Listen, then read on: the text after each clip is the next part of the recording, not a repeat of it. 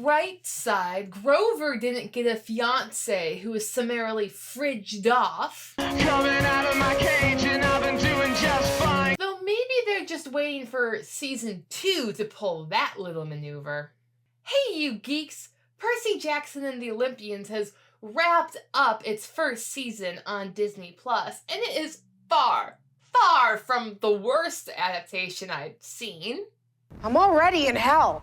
But it wasn't the best either. So, to break it down, here are my 5 ways that the show deviated from the source material and how they affected my enjoyment.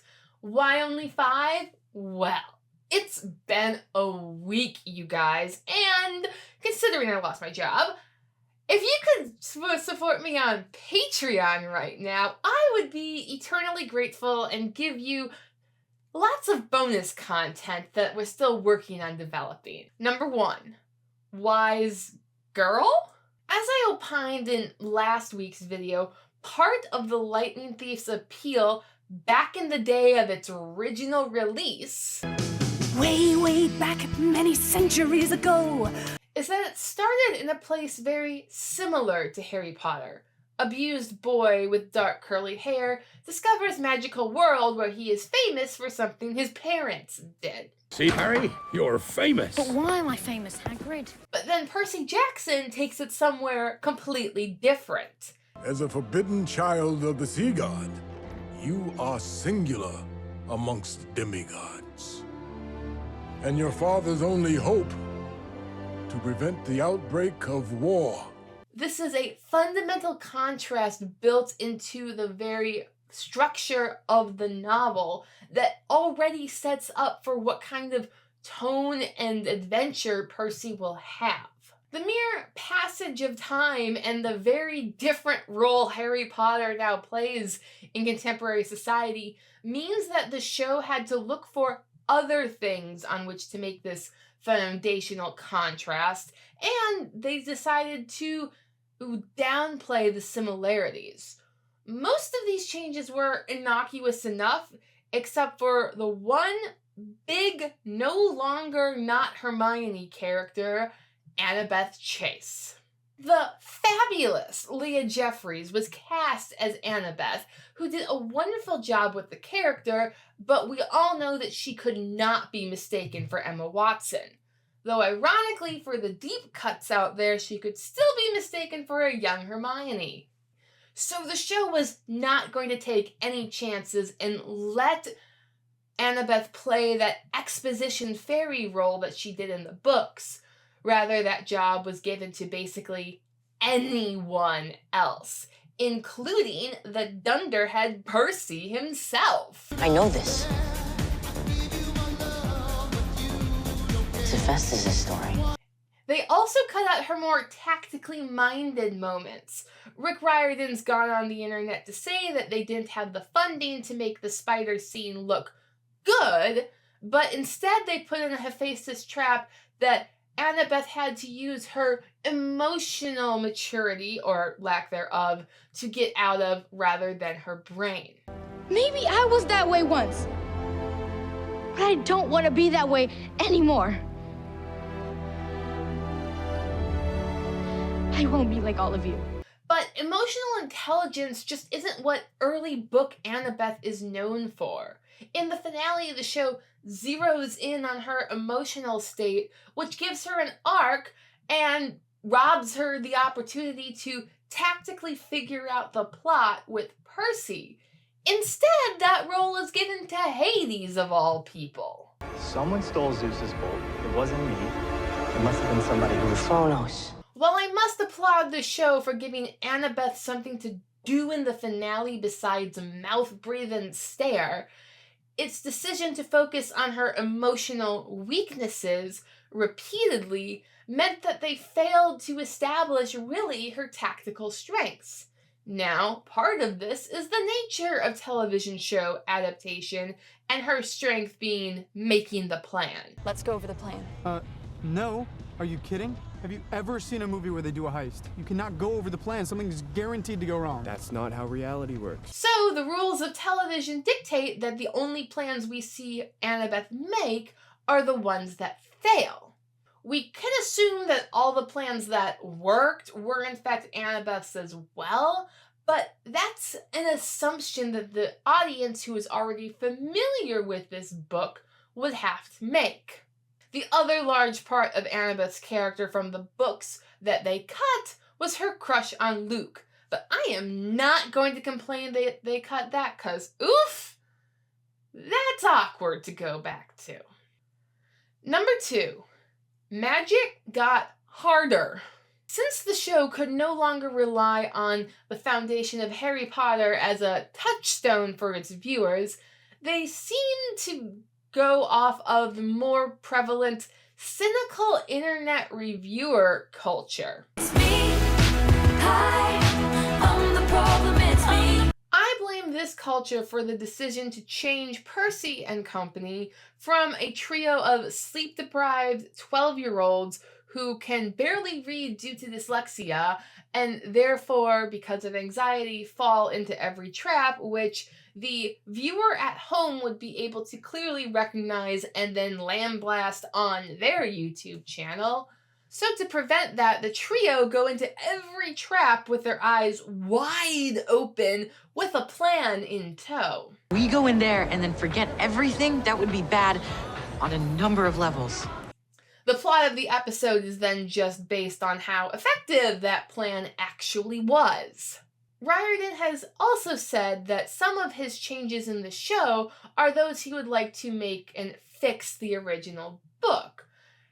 After reading Percy Jackson and the Chalice of the Gods, Book 7, I can really see a lot of parallels between how 12th grade Percy acts then and now how show 12-year-old Percy acts now. But I set the terms. If I draw first blood, I keep the bolt and you surrender the helm. This accounts for why Percy seems so much more smarter than he did in the original book, and it might depend for the viewer based off of which Percy Jackson book they have read more recently, if this is an authentic adaptation.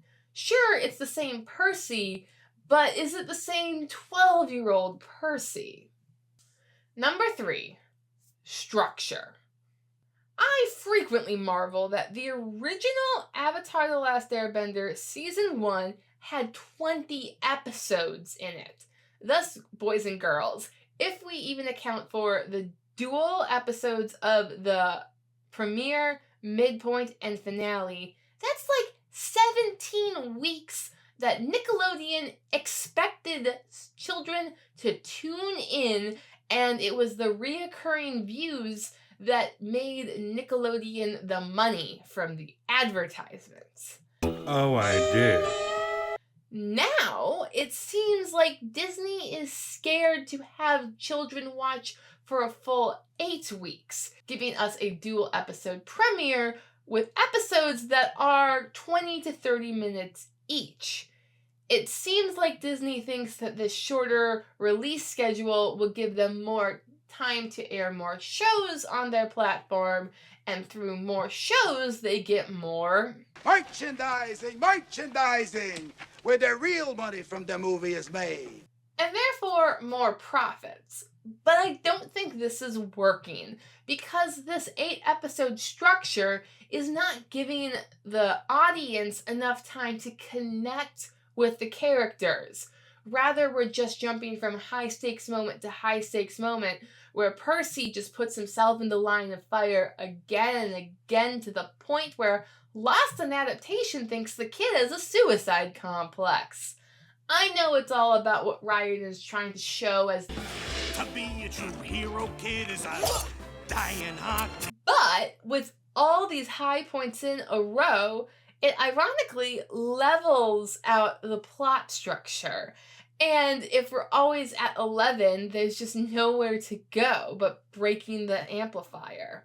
My illiterate friend still thinks that the 8-episode structure could still work if they just gave each episode maybe 10 more minutes. Whereas I think that 10 would do it better, giving us 3 episodes to meet Percy and Camp Half-Blood before going out on the quest, than a 2-episode finale with 1 episode thrown in the middle there to more better establish why. Number 4, the gods must be crazy. The biggest critique I have about the changes is the consequences of their decision to justify them going up the St. Louis Arch in the narrative. Now, I hate meandering plot lines just as much as Disney Plus thinks I do. Even when I read the book as a kid, I thought it was random, but it ended in violence. So unfair. You never had a chance, did you? If only someone cared enough for you to provide you with one. So I was okay with that.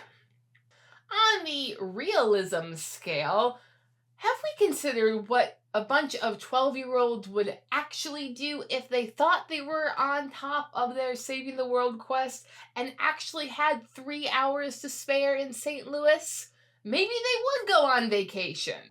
Then it's settled. Aang, I do believe it's my turn.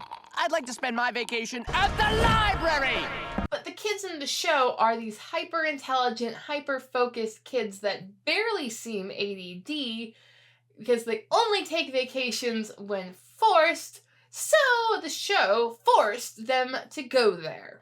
There's an Athenian temple hidden somewhere in the middle of downtown St. Louis? Yes.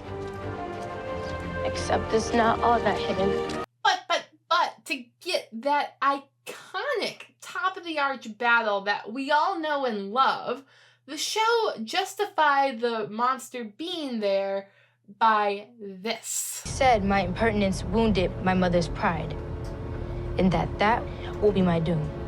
Now, on a very superficial reading of the book, this sort of makes sense. We're given a lot of one-off stories saying how the gods don't like to be offended, and in order to show that in the episode, they made it a plot point. This plot point of the Revenge of Athena. I know your mother was displeased with you recently. We both know how she gets. However, if we go any deeper into the mythology, even as established in the show, Athena don't like her temple getting defiled. I would have worshipped her that way for a lifetime. In silence. But then one day, another god came and he broke that silence. And it doesn't even work if you know about the mythology of Athena, as she gladly accepted the original Medusa head from Percy back in the day. She even fashioned it into Zeus's shield, the Aegis, that will make an appearance later in this book series. Though you could argue that it was a difference of intent. Original Percy was doing it as a gift, and new Percy wasn't. They will see this as impertinent. I am impertinent.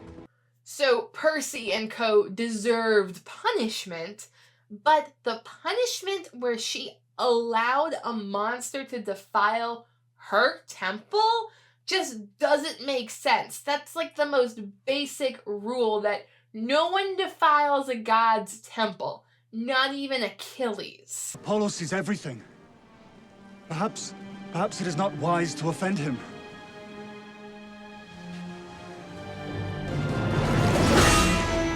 Unless the show wants me to believe that Athena was so offended by the actions of little Percy that she thought that the mother of all monsters and the Manticore would defile her temple less.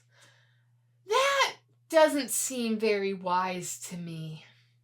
What did it cost? Everything.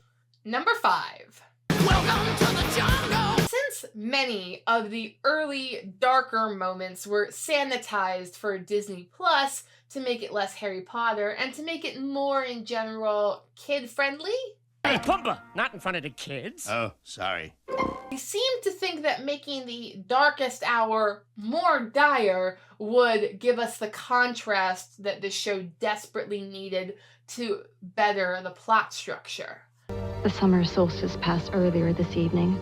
Zeus's deadline has elapsed. It sort of worked, though at the cost of pushing Hermes into a kind of god who says he wants to be a good parent, but through his actions, he lures two children into a casino where they spend an inordinate amount of time and inevitably miss the deadline listening to his sob story about how he really wants to be there for his kid. I was warned to stay away from Luke and his mother. Warned that no matter how much I tried to help, I would just make things worse. So maybe Luke has a point, and we see the immediate cost that Percy lost his opportunity to meet his father, but he got 4 pearls this time, so that's pretty neat. And then they're just straight off into the underworld without us ever really being able to see any effects of the ongoing war.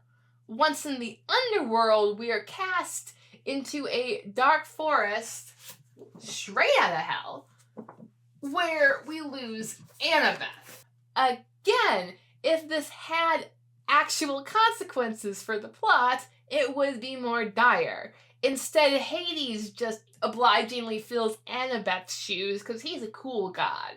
If Kronos is somehow planning to emerge from his exile, and you were his first call, you're not safe.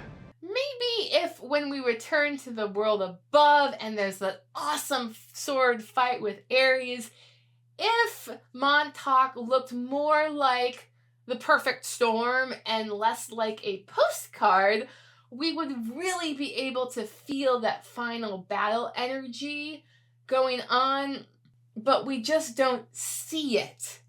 Sudden ionospheric disturbance, or SID, are typically caused by solar flares emitting from the sun's surface.